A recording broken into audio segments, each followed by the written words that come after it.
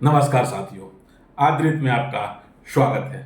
आइए रोज की तरह आज भी एक बहुत ही महत्वपूर्ण विषय पर चर्चा करते हैं। तिब्बत की आज़ादी की मांग। क्या है तिब्बत का मसला, क्यों ये चर्चे में है, जबकि तिब्बत के गुलामी का लगभग आप देखेंगे तो लगभग 75 साल के आसपास हो गया जब से वो चाइना के अवैध कब्जे में है।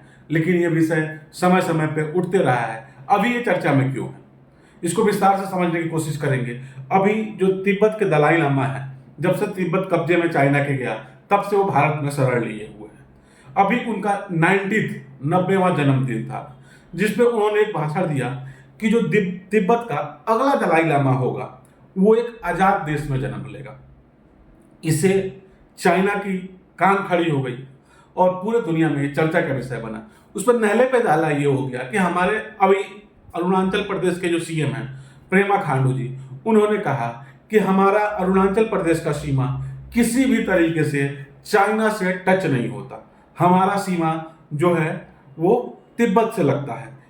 इस दोनों बयान के बाद से ये पूरे चर्चा में है कि एक तो पहले इनके बयान की बहुत सराहना होनी चाहिए। उन्होंने बहुत सही किया कि हमारी सीमा चाइना से नहीं लगती, वास्तव में वो नहीं लगती, वो तिब्बत से लगती है। उसके पीछे की कहानी समझेंगे। तिब्बत एक आजाद देश था।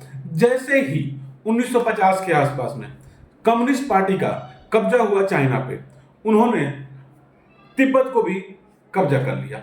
उसके उस समय से भारत जो दलाई लामा थे वो भाग के भारत में आए और उन्होंने शरण लिया। उसकी वजह से हमें एक युद्ध भी झेलना पड़ा, लेकिन हमने उनकी पूरी सुरक्षा दी और उनका देखभाल आज भी कर रहे हैं।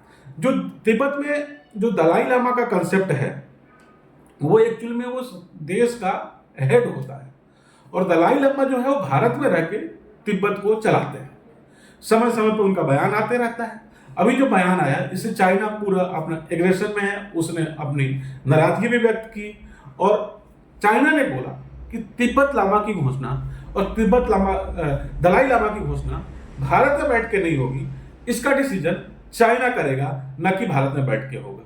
और ये जो भारत सरकार के सख्त रुख है, अभी जो किरण रिजिजू हैं वो भी उनसे जाकर मिले और भारत ने अपना स्टैंड क्लियर कर दिया कि पहले की तरह नहीं है कि हम हर कुछ झेलने के बाद हिंदी चीनी भाई भाई करते रहेंगे। अभी जैसे को तैसा जवाब दिया जाएगा।